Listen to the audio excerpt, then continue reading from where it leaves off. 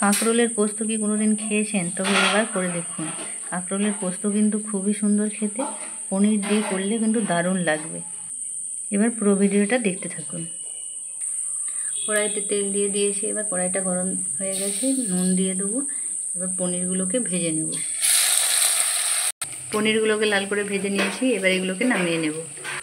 ওই তেলের মধ্যে আমি আরও একটু তেল দিয়ে দেবো, আর কাঁকরোল আর আলুটাকে ভেজে নেব।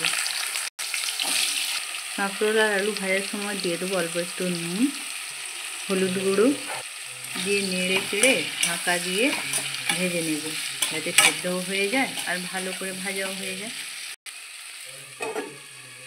কাঁকরোল আর আলুটা ভাজা হতে হতে এই পাশে আমি মশলা করে দেবো। নিয়ে নেব পোস্ত, মগজদানা, তিল আর অল্প একটু কাজু দিয়ে জল দিয়ে ভালো করে বেটে নেব।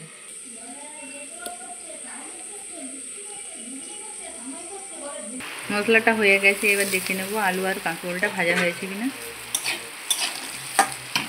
আলু আর কাঁকরোলটা ভাজা হয়ে গেছে, এবার নামিয়ে নেব। আমি ওই কড়াইতে আবারও অল্প কিছুটা তেল দিয়ে দেবো টমেটো কুচি, অল্প একটু নুন দিয়ে টমেটোটাকে ভেজে নেব। টমেটোটা ভালো করে ভাজা হয়ে গেছে, এবার বেটে রাখা মশলাটা দিয়ে দেবো অল্প একটু লঙ্কার গুঁড়ো দিয়ে ভালো করে মশলাটাকে কষিয়ে নেব।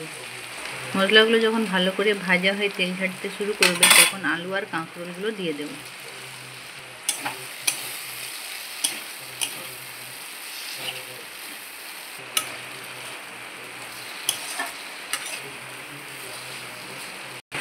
এর মধ্যে দিয়ে দেবো মশলা ধোয়া জল,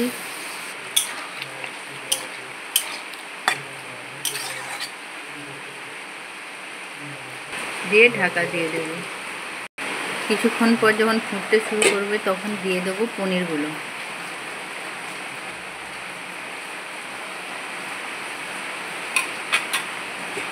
পনিরগুলো দিয়েও আবার ঢাকা দিয়ে দেবো। পোস্ত তরকারি যেমন শুকনো শুকনো ভালো লাগে, তেমন একটু গ্রেভি থাকলেও কিন্তু ভালো লাগে। তাই আজকে একটু গ্রেভি থাকবে, সেরকম অবস্থায় আমি নামিয়ে নেব। অল্প একটু গ্রেভি আছে, এবার আমি নামিয়ে নেব।